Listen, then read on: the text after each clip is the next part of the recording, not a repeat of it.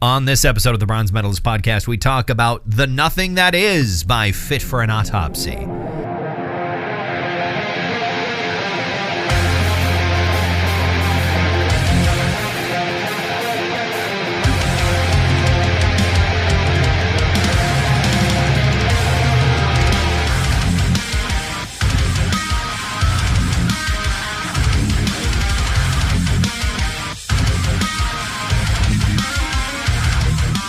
Hi, everyone. Welcome to another episode of the Bronze Medalist Podcast. I'm Kale. I'm OJ. We're two professional broadcasters. Ooh, it's Halloween right now. And we're recording on Halloween 2024. So we totally listened to a very spooky Halloween album. For sure, yeah, that's true. I mean, we never really do anything special album-wise for Halloween. I guess there was that one year that we listened to Halloween. Right, on Halloween. but that's not a spooky album at all. Yeah, it's not really. Right. I think we spend so much of the year listening to, often gory heavy metal stuff. Yeah. I mean, what's the point? of doing a special Halloween album episode. Right. So we are talking about the new Fit For An Autopsy album that came out last week on Friday. It's very good. It is. I enjoyed it quite a lot. I'll say up front, my first listen through, I thought it's kind of more of the same, but and then I listened to it again, and then I found nuance. Yeah, I think I had mostly the same reaction on my first couple of listen throughs. Just like, well, I mean, it's I wouldn't call it a huge step up from the previous album. Right. The only like progression is that Joe does a fair bit more melodic singing on this one, and more just like straightforward melodic singing on a couple of tracks versus kind of the more background geared melodic singing that he's kind of done previously, where it's almost always layered with something a little bit harsher. But we'll talk more about that later on. First, how you doing on this All Hallows Eve? I'm doing great. Okay, I told you earlier I was going to bring maybe some candy along. Yeah. Just because it's Halloween and I like to do themes or different stuff sometimes. So I went to Boutique Target over there and Boutique Target. I had to buy a new a cord for my headphones because that disappeared because people coming into my house, most of those people are short with very little experience. Yes. Anyway, so I go in there and I buy that, and I bought some chipple clamps, and then I bought. That people have no context for that. You could guess what a chipple clamp is if you're listening to this right now. I'm sure that if you think about it for a second, I'm sure they'll figure it out. It keeps your nipples fresh. So anyway. I go in there and I'm like, hey, since I'm here, they had the whole candy section back there. I'll go check it out. They're like, fuck you, it's Christmas. It's wow. On Halloween. They don't have Halloween candy out. There is not a Reese's Jack-o'-lantern to be found. Jesus Christ. Yeah, I know. Wow. Fuck you, Target. That's bullshit. I know. Come on, just at least wait until tomorrow, for fuck's sake. Well, I guess there's Walmart. Yeah, I mean, that's my tradition. Or Marketplace or Cashwise. Cashwise is probably closer. That's where I got all my Kit Kats. Well, I just think about supply and price. I'm thinking about because that's my tradition every year. As I buy candy on November 1st, I buy it on Easter Monday. Yeah, I buy candy on February 15th for sure. And then of course Boxing Day, I buy candy as well. Yeah. All of the leftovers, right? Because I'm cheap. Yes, it makes sense. It makes sense. Right. I pre-purchased several bags of Kit Kats because I don't know if I presume there's kids in this building. I don't know. I don't know if and I also don't know if they're the type of kids that will go trick-or-treating in their apartment buildings. Right. That happens sometimes, and sure. I don't want to be the fucking guy who doesn't have candy. So I made sure I had candy, and I'm like, well, I don't know if I'm going to give any of this away. Sure. So if I'm not giving it away, it might as well be one of my favorite ones. Kit Kats. Which is Kit Kats. And I'll note for anybody listening to this right now, they're not out. He doesn't have them. They're they're not in a bowl. They're in the fridge. They're in the they're in the fridge. Well, because then if a kid showed up, I could just say, all right, let me go get it, and the fridge is 2 feet away. Right. Open up the fridge, and then they've got some cold Kit Kats that are they're great out of the fridge. And just as long as you're not like, why don't you come in? Just wait right here. I have candy inside the house. I've got the Kit Kats. I think just regular standard Kit Kats, which for the longest time were the only ones that you could get in the United States without like ordering stuff online. Right, from Japan. Now you can actually buy some of the weirder varietals, I think, but they still have the green tea Kit Kats and the birthday cake Kit Kats. I don't think I've maybe I've eaten the birthday cake ones. I don't think I've bothered with the green tea ones. The beef ones are pretty good too. Actually, you know what? You've probably had me eat a birthday cake one. Yeah, birthday cake or green tea or like I know I have eaten weird Kit Kats, largely because like you and Beth have, or it'll be like, oh, Beth sent me this. Our woman we used to work with, sent a care package full of weird candy. Or she just shows up once a year. Yeah, or she just shows up and you sit down and eat a whole bunch of stuff on the air. On the classic rock station. Yeah. Hey, I know you wanted to hear some more Skinnerd, but right now we're going to eat some chocolate. Yeah.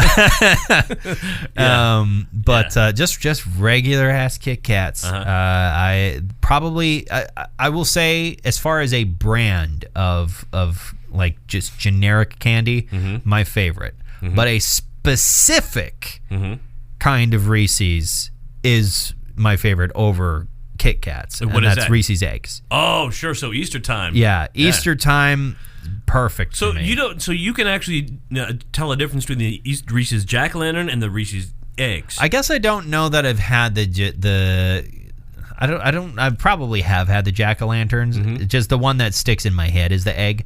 I'm sure the Jack-o'-lantern tastes exactly the same. Sure. When I think I need to get some Reese's, it's Easter and those are the eggs are around. So I'm sure the Jack-o'-lanterns are the same. I'm sure for a stickler like you, you'd find the subtle difference that would I'm not that that would break it. It's like, no, I don't want these. You can take your jack-o'-lanterns and shove them. I'm waiting till Easter. I don't think I would. I think they're probably the same. Yeah. But broadly speaking, the ones where it's 80% peanut butter to 20% chocolate. Those are my favorite Reese's kinds. I enjoy a regular Reese's peanut butter cup, but the more of that.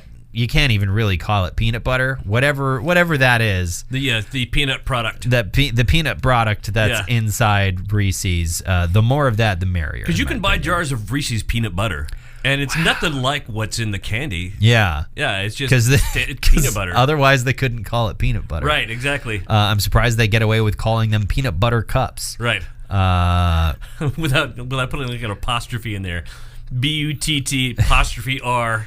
Well, I think like standard peanut butter already has a lot of sugar in it, and then I think the stuff that's in Reese's has even more. Oh, sure, it's candy. Yeah. I mean, and I'm this guy. I go out and I get the Jif in the brown jar. Yeah. The stuff that's just peanuts and a little bit of salt. Yeah. Nothing else. Yeah. You want a bland peanut butter. I want peanut flavored peanut butter. There we go. Yeah. Well, and it's partially because I'm old now. No. And I'm always just a hair's breadth away from diabetes. I gotta watch my sugar. You gotta be careful. Yeah, I get that.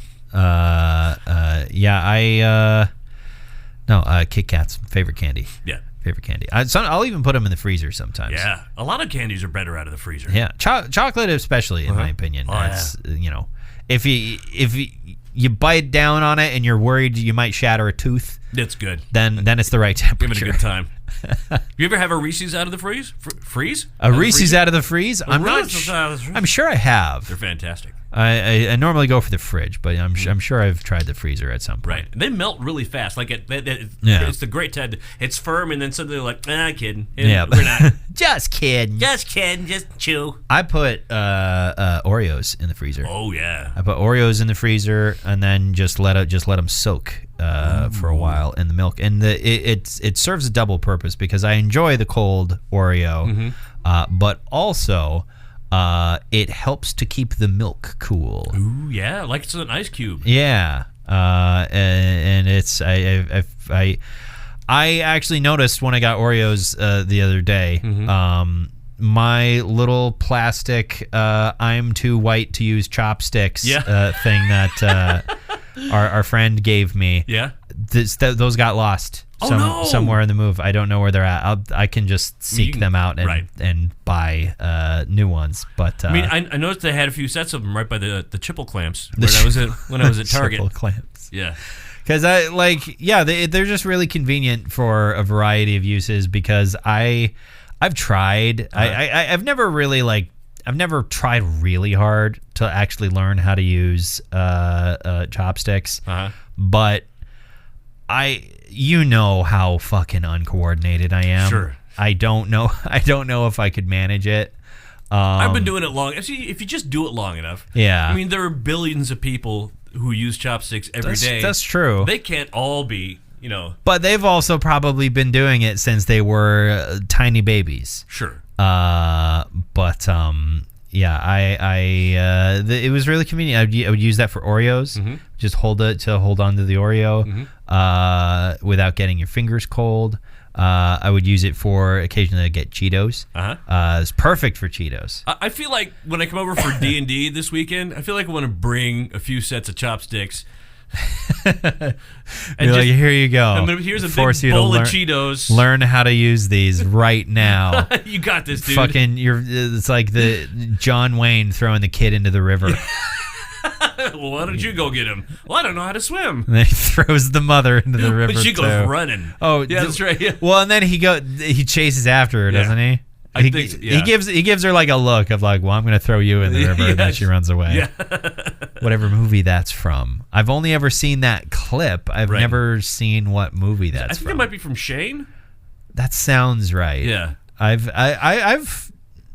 don't know if I've ever seen all of a John Wayne movie. Really?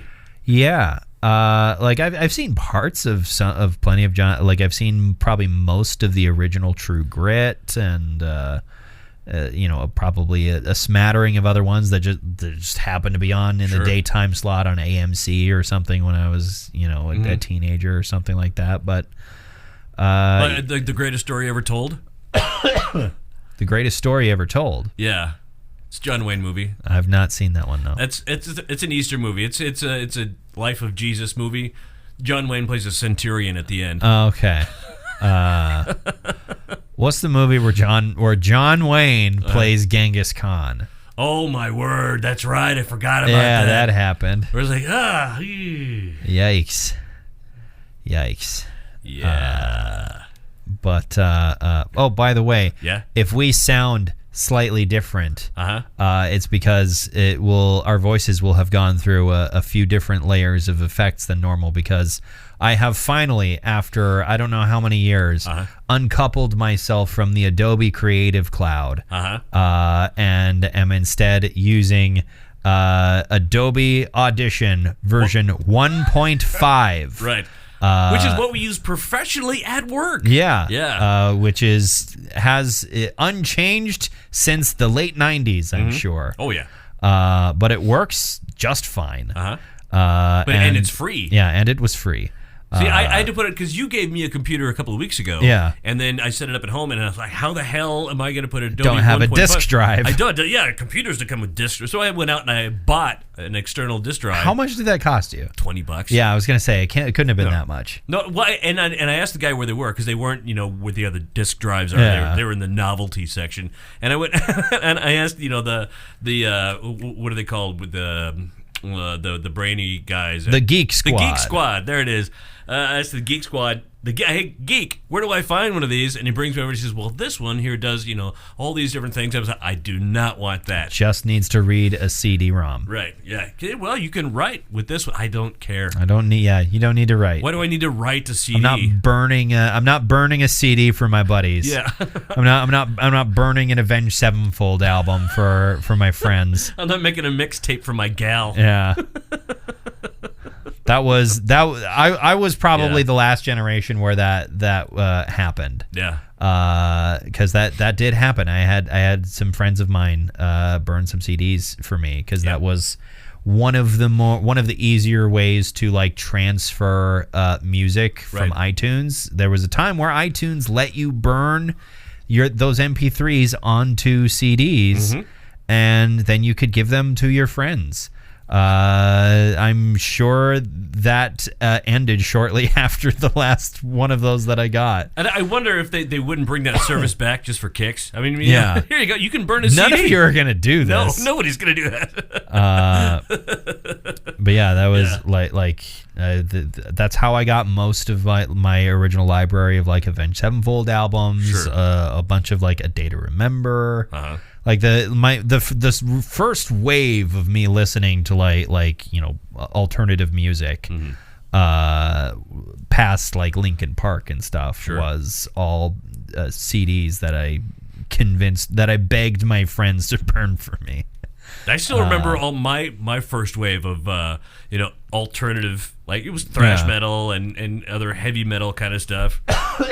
Early stuff in the 80s. What I got was a cassette tape. It said Maxell on it. Yeah. And it was a copy of a copy of a copy of a copy. So it sounded great. Oh, it sounded fantastic. Yeah, I remember what I got. I can't remember which album I got on CD. It was a nice speed metal album. Yeah. I think it was like might have been Master of Puppets, something like that. Okay. I got it on disc, and I'm like, oh, music can sound good.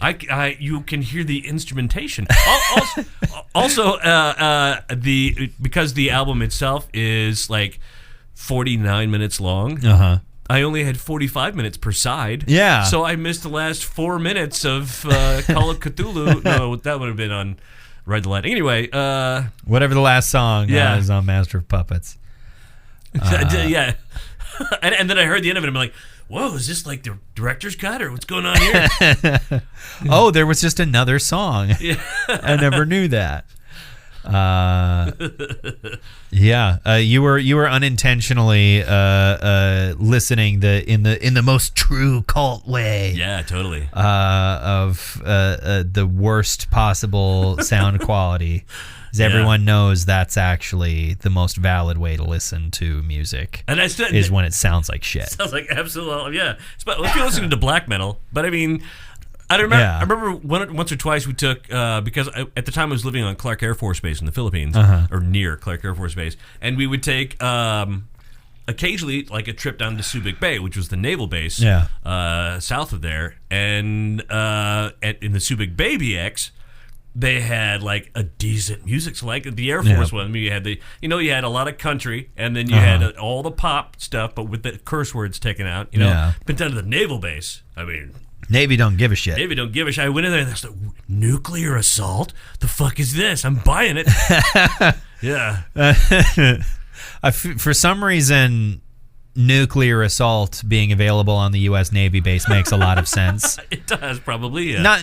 It would also make sense for the Air Force. It would actually honestly make more sense for the Air Force. Sure. Not necessarily for an overseas base, though. True. The Air Force keeps its nukes at home, at least since the 80s or so, when they decided dropping them out of planes wasn't the best idea. Until, of course, they're loading them up on the Minot Air Force Base and taking them to Louisiana. Yeah. And then Barksdale. Losing track of them. The Air Force keeps its nukes at home these days. The Navy, they take their nukes to work. Sure. Sometimes their machinery is powered by nukes. Sometimes that's what make the ship go. Right, exactly. Or the submarine go. They got an aircraft carrier and it suddenly dies, and they try to turn on the key. You got to shove another missile in there. Yeah. Yes, that's what powers the USS Ronald Reagan. It's not it's not a Like nuclear reactor. Right, it's not a fission. They just grab a missile. Yeah, and then they kick it in there. They open up a port, shove it in. There is a theoretical type of space propulsion that genuinely runs off of causing nuclear explosions behind the ship. Really? It's not like, oh, there's a nuclear reactor inside the ship, and the reaction comes out the end of a nozzle and it pushes the ship along. No, there is a theoretical type of like space propulsion where you are basically dropping like nuclear bombs behind you and then riding the wave forward. I can't remember I don't remember how it works. Partially because I'm not a fucking physicist. It's a nuke surf. Yeah, but it there is a type of propulsion theorized where you just set off nuclear explosions behind you and it make you go. Next thing you know, we'll be populating Mars and the belt. Yeah. There at least in the Expanse, at least the nuclear stuff happens in the ship. Right.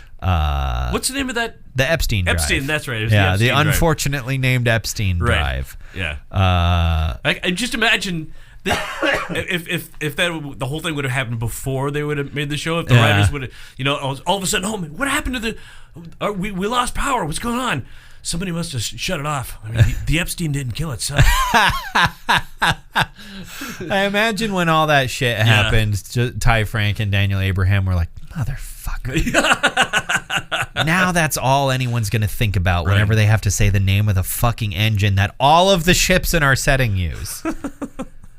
But yeah, you started rewatching The Expanse recently. Today. I started. I thought I went home and I made some chili cheese dip last night, which is fantastic. I'm gonna have to make that recipe again. You should make some dogs.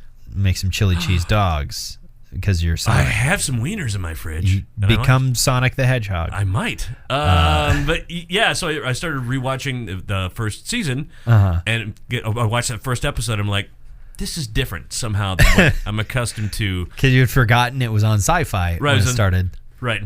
The first 3 seasons were on Sci-Fi. Yeah, and there's like no cussing, hardly any nudity, commercial breaks. But it's the thing, hardly any nudity because the first episode does not open, but they immediately back from one of the breaks. Isn't it a shot of Holden's beautifully chiseled body floating in zero G? Yeah, and nailing the navigator. Yeah, sure. Because I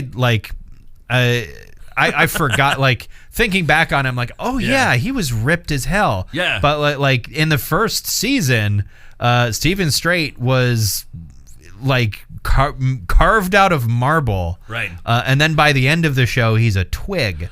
Right, because they wanted him to be because he's in zero grav. But I mean, actually, well, and also he's on constant chemotherapy. Sure, the character is on low level chemo drugs for the rest of his life because of something that happens in season 1. Right.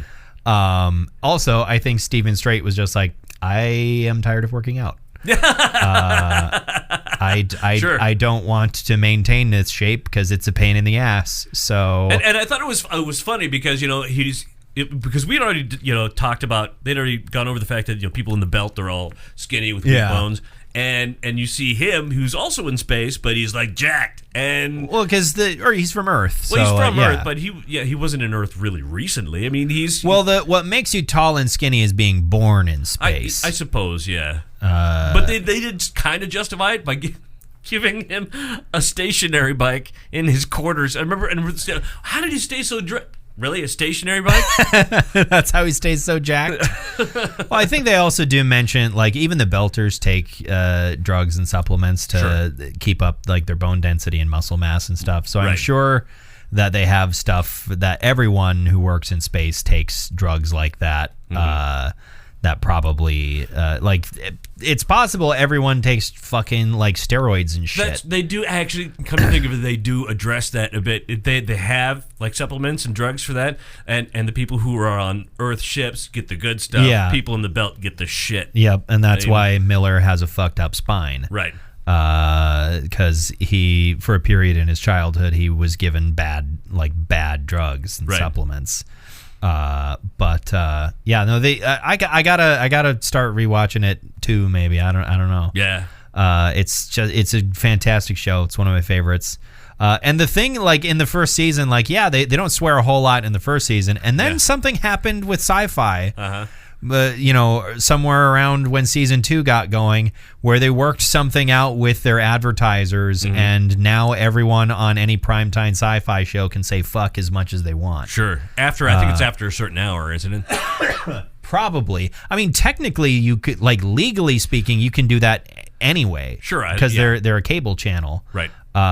It's only channels that are available over the air that are regulated by the FCC. And even then, after 10, I think technically you can ignore those profanity regulations to some extent. But people don't, because advertisers get upset, and that's also why cable channels also tend to be a bit cleaner, because again, advertisers don't want their ads running in this filthy show that's chock full of nudity, and I think these days people just don't care as much. I thought you were going to get French there for a moment. We don't want it in this filthy show. They almost started to do that. The French don't care. I know, that's why it would have been ironic. But yeah, I think advertisers these days just kind of, especially depending upon the channel, where they're like, yeah, it's Sci-Fi. No one, everyone who's watching Sci-Fi Channel, they're not going to negatively associate your product with, something profane just because. I don't think most people think that way. No, not anymore. People aren't going to not buy your product because someone said fuck on the TV show just before your commercial came on. I mean, this is, and I don't, I'm not going to bring it up. Okay. Here's all I was going to say, is that we're hearing, like, political candidates swear now, like, on camera. Yeah. I mean, that didn't used to be a thing ever. Yeah. And now it's a thing on... There's a Dropout show called Smarty Pants. Yeah. Where it's various comedians giving like TED Talks, like funny TED Talks. Yeah. And one of them did a presentation on how we need new curse words, because old curse words have kind of lost their punch and power because they've become too commonplace, and so we just need to come up with some new curse words. And it was a good presentation. It was pretty fun. That's actually a really good show. Yeah, I like to Smarty Pants is very funny. Watch the people who make up what amounts to an audience. Watching and seeing them go, that never occurred to me. Yeah. The final presentation of the season was one of the funniest, simply because everyone got so fucking angry with the presenter. It was Teo Yang giving a presentation on, he was making a charcuterie tier list. Yeah. And everyone, I thought they were going to start throwing things at him. Riot. Yeah. It was a riot. But it was a roller coaster because he'd say one thing and everyone would go, shut the fuck up, Teo. And then the next one they'd be like, yeah, all right. Yeah, no, that makes sense. But I was done with that, going like, I agree with Teo. I also want an adult Lunchable. Yeah. I want crackers and basic cheese and some meats, and that's all I want. I don't give a shit about fancy cheeses. Yeah, I mean, occasionally I'll enjoy a fancy cheese or a fancy piece of preserved meat. I enjoy it. I don't want a whole board of it. Because I will get bored of it. I mean, I'll have a piece. Cool. Now, can we just go to the Pepper Jack and Ritz? Yeah. I mean, that's what I want.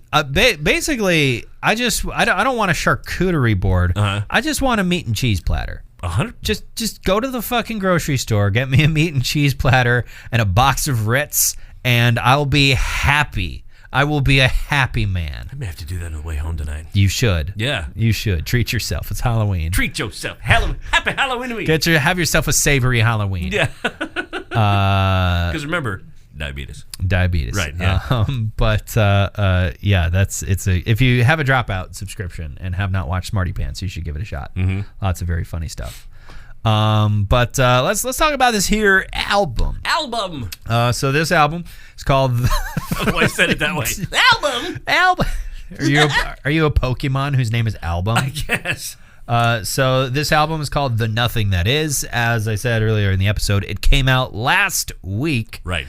So to jump ahead a little bit, I was not able to find a ton of reviews that actually put like a number. There was lots of reviews of the album that I'd skimmed through a number of them looking for like whatever number out of 5 or 10, and like nobody fucking bothered for some reason. There's no Metacritic score or anything. Yeah, there's not a Metacritic that I could find. But it seems like people were, I think, pretty fond. The couple of reviews that I did skim through kind of had a similar take that we had, where there are definitely nuances to this album. There is definitely a little bit more going on. But ultimately, it's kind of like, this is more of the stuff that they do the best. Right. They're not really pushing themselves super hard into new territory. They're sort of playing in the space that they have been kind of ever since the Great Collapse, basically. The album, The Great Collapse. Yeah. The album.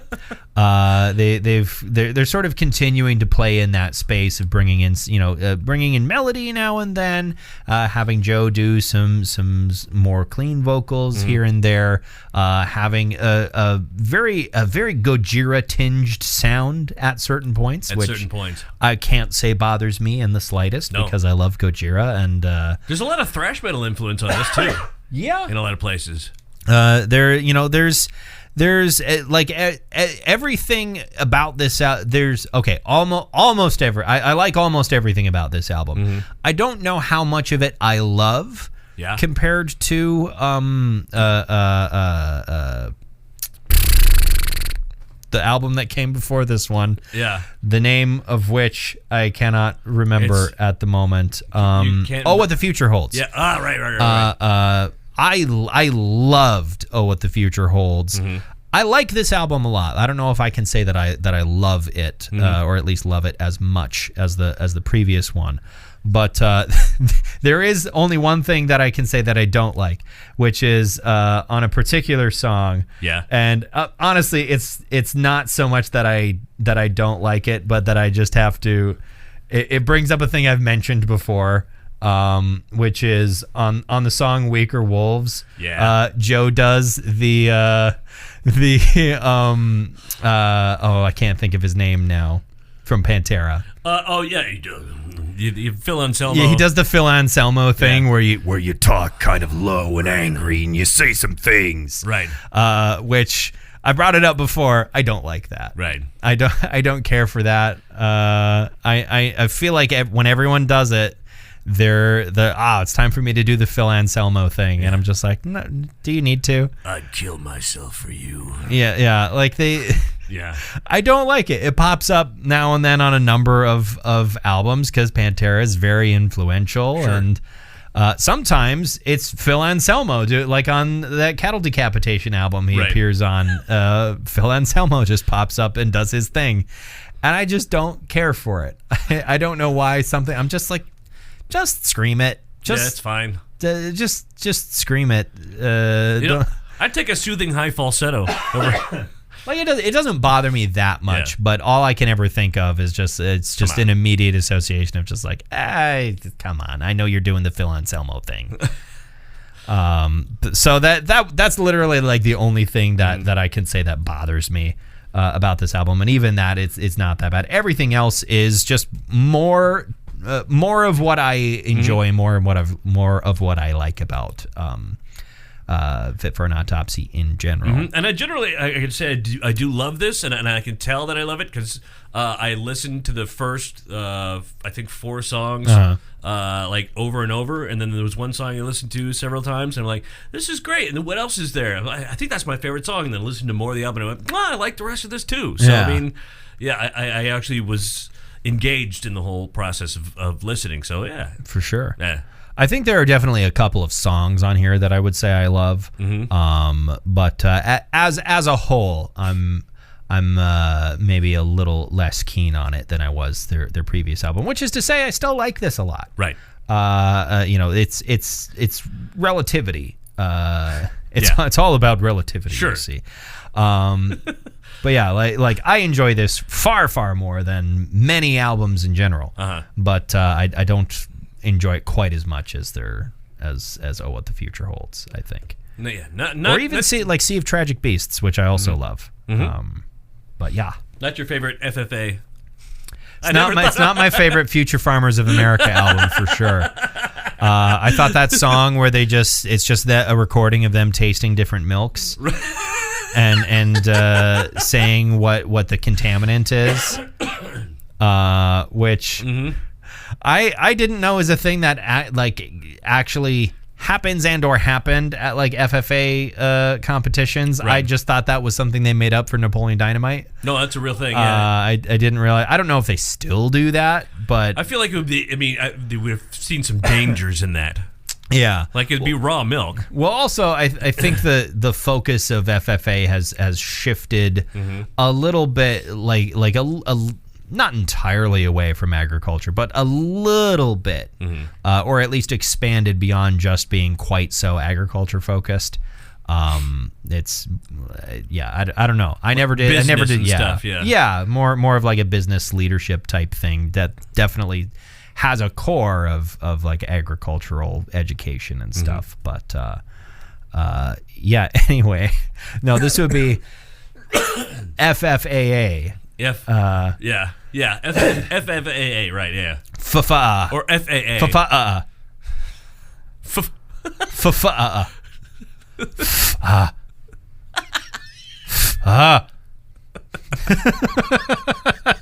It's just become the noises section. I've been sick all week. Yeah, we both have. Yeah, I feel like you seem like you've been feeling much better the last couple of days. I have. Well, okay. Maybe I shouldn't broadcast this, but I'm gonna. The last time I was sick, a coworker of mine, was a very sweet, wonderful woman, said, "Oh, you're not feeling well. I mean, how are your lungs?" They're full of fluid, and I'm dragging. I'm barely. I feel like I'm inflamed. My lungs, my internal organs, everything. My tongue is. And she's like, "Oh well, why don't you take all these steroids?" And then, so I didn't take them all. I had like 2 left, and so I woke up. Was it Tuesday? Yeah, it must have been Tuesday. Well, Monday morning I felt like absolute shit, and then Tuesday I got up and I'm like, what am I gonna do? I still don't feel good enough to go in. And then I saw the package with the 2 steroids pills left in it. And I'm like, you know what? Fuck it. I'm doing it. I took steroids and coffee, and for the rest of the day, I'm like, all right. And then you did a bunch of lifting and got super jacked. I did. And then I went and I drove, and at a stoplight, I beat up a guy. You gave into the roid rage. I did. When I messed my shoulder up after I ran out of I didn't mess my shoulder up. When my shoulder messed itself up by deciding that it was going to have a little fluid sac in there that would fill up. Fluid sac. I had bursitis. In September, as listeners may recall. Yes. But when I ran out of steroids, my whole body was sore for like a week. Really? After I ran out, every muscle in my body hurt for like a whole week. I don't know why. I mean, it was an after effect of the steroids, I imagine. Withdrawals. But, and probably maybe had something to do with the fluid sac as well. Well, the fluid sac was mostly gone. The fluid sac was only in the shoulder, so that doesn't explain why my whole body hurt. Was it only one shoulder with the fluid sac? It was only one shoulder with the fluid sac. A sack of fluid. A sack full of fluid. Right. Fluid in a sack. Fluid in a sack. Right. Why is this? I don't know. Stuck on? I have no idea. But I have fluid in my sack. This slap.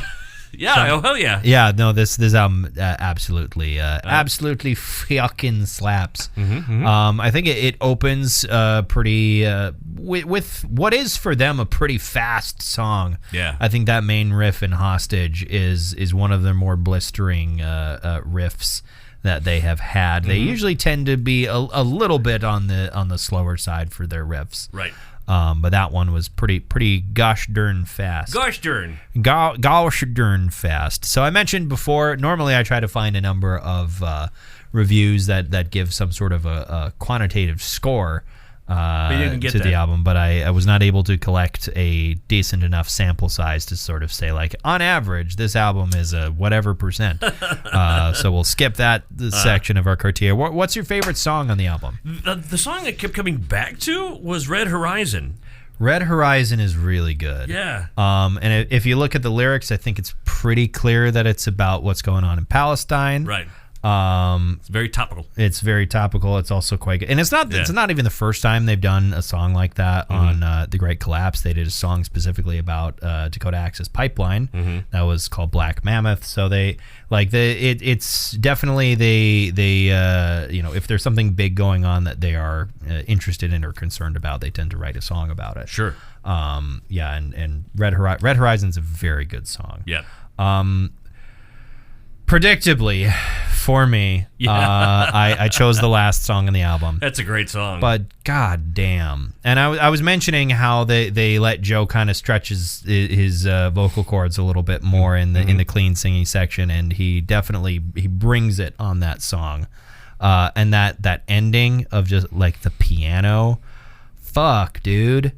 That song, yeah, that's and it's got all the other normal shit in it that you would expect from a Fit For An Autopsy song, but it's also, it really lets, some of the brings in, it's very dynamic. And brings in some quieter, more melancholic moments to it, and y'all know that I love that shit. We love us some melancholy. Yeah, and Hostage also is. I really like the opening track as well, and I would say we talked about Red Horizon. Spoils of the Horde is also a lot of just so heavy. Yeah.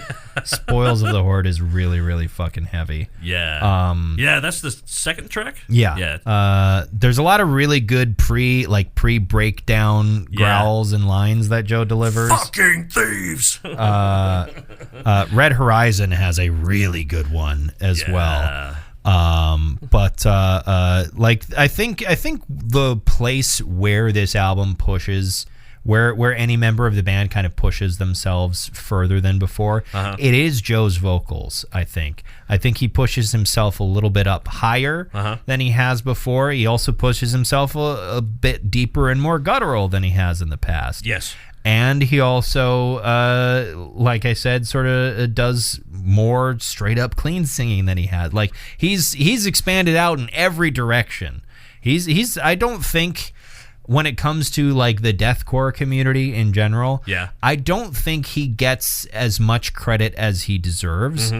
Not to say that people don't think he's a good vocalist. I think he's like pretty well enjoyed by people as a vocalist. But when people talk about like, oh, the best deathcore vocalists, they're always talking about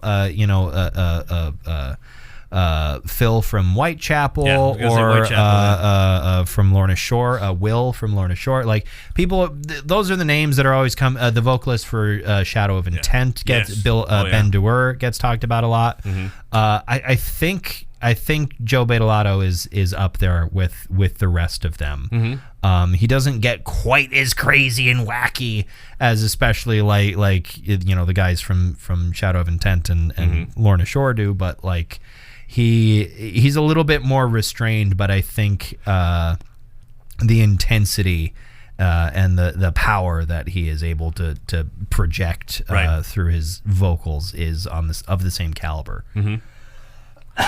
Also, I feel like that's something I keep meaning to order at Starbucks. Which is? A Joe Bettolato. A Joe Bettolato. Yeah. For sure. By the way, we have not talked about like band members. So we've got Joe Bettolato on vocals. Then we also have on lead guitar Pat Sheridan. Also on guitar, for recording anyway, is Will Putney, who is probably I think generally the main songwriter as well. But he's also an extremely prolific engineer and producer, and so he does not tend to tour with them. And he's been extra busy. Doing what? Because there is a band that I believe he does tour with or will be touring with. called Better Lovers that I'm sure we'll talk about later. Yeah, supergroup that also had their debut album come out the same day as this one. But the band Fit For An Autopsy also includes Hosean Orta, Josean, Hosean, maybe? Hosean, yeah, I'm not familiar with that name, to be honest. Sure. But he's been their drummer since 2012. Tim Howley also on guitars since 2013. Right. And Peter Spinazzola playing bass. This I quite like this album. What medal do you bestow upon it, like Maskanata to Chewbacca? I mean, it's a solid silver. Yeah, I think I agree. It's a high silver for me. Maybe I'll grow to enjoy it more over time. Like the Great Collapse, I think, is an album that when it came out, I probably would have called a silver. Sure. But now at this point, I consider it a gold.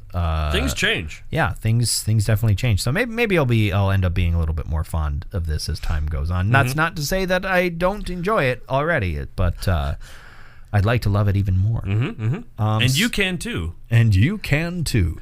Would you like to know more? What do you want to talk about next week? Well, here's the crazy thing: is I didn't really have anything prepared. I was focusing on this so much that I didn't think about what we're going to do next week. Well, so we'll have to make it a surprise, or unless you want to talk about Better Lovers. I would love to. I mean, that would be my next pick, but I'm happy to talk about it 1 week sooner. Let's jump in. Let's do it. So we'll talk about Better Lovers. Their newest album, their debut album, and their only album, is called Highly Irresponsible. They do have an EP that came out last year that you might want to check out as well. There's a lot of. It's called God Made Me an Animal, and there's a lot of good songs on there as well. There's 4 great songs on that, and then I've really liked what I have listened to of the album as well. So Better Lovers next week. Until then, why don't you go ahead and follow us on social media? We're on Facebook and the website formerly known as Twitter, or you can use whatever podcast service you're using to listen to us right now and subscribe to our feed. Do that. There you go. Go ahead. Thank you very much for listening to another episode of the Bronze Medalist Podcast. I'm Kale. I'm OJ. Congratulations.